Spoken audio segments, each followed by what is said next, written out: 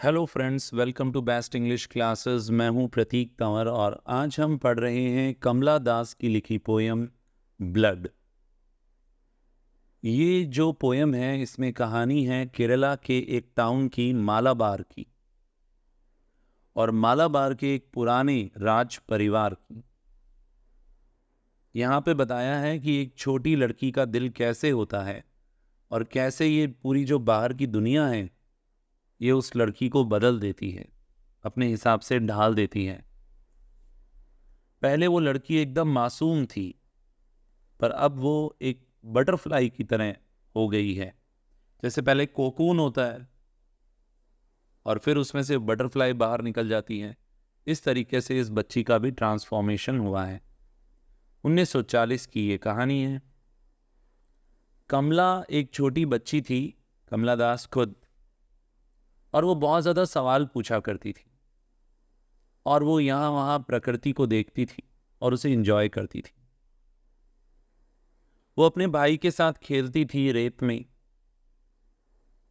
और अपने दिमाग में कई तरह के स्केचेस बनाया करती थी, कई तरह की तस्वीरें बनाया करती थी। कमला को बाहर खेलना बहुत पसंद था।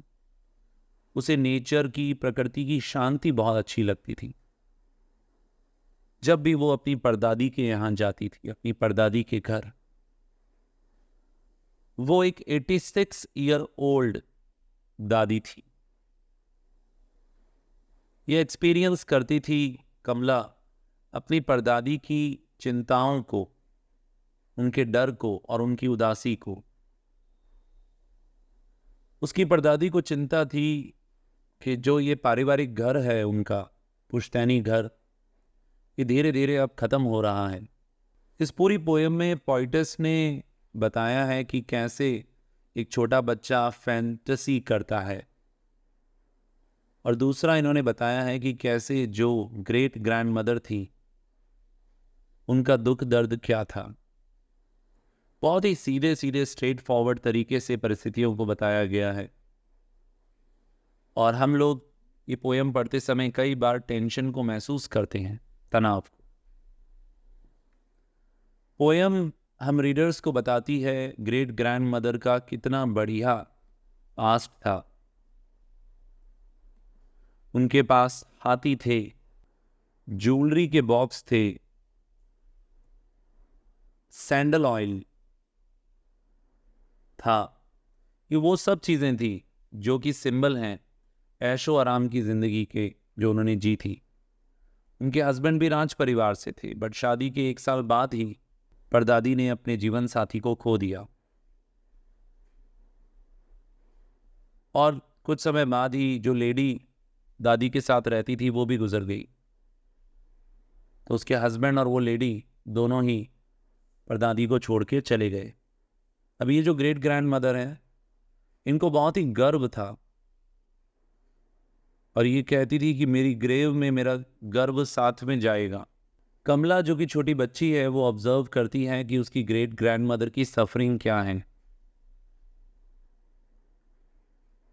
और फिर कमला वादा करती है अपनी ग्रेट ग्रैंड मदर से कि वो कमला बचाएगी इस 300 साल पुराने घर को।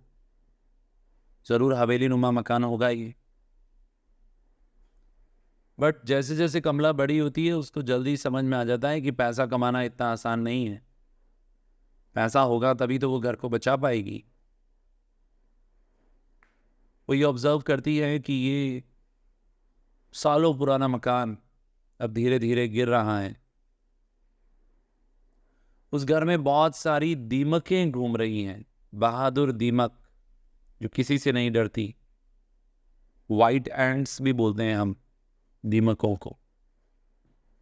कमला नहीं बचा पा रही इस घर को, तो वो अपनी ग्रेट ग्रैंड मदर से माफ़ी मांगती हैं,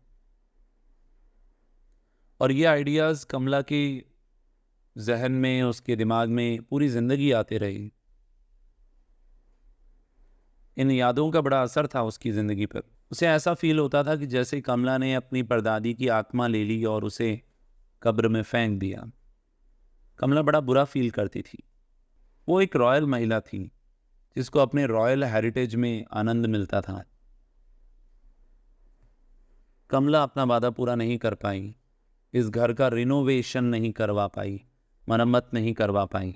इस पोयम ब्लड में, ब्लड से यहाँ मतलब है ब्लड रिलेशन में, कमला जो कि बच्ची है वो समझ तो पा रही है कि उसकी ग्रेट ग्रैंडमदर क्यों दुखी है, पर वो कुछ नहीं कर सकती। उसकी ग्रेट ग्रैंडमदर ने ही उसे सिखाया था कि अपने काम के प्रति डिवोशन रखो, सबको माफ करो और सबसे प्यार करो। पोइटस ने शब्दों का बड़ा अच्छा प्रयोग किया इस पोएम में।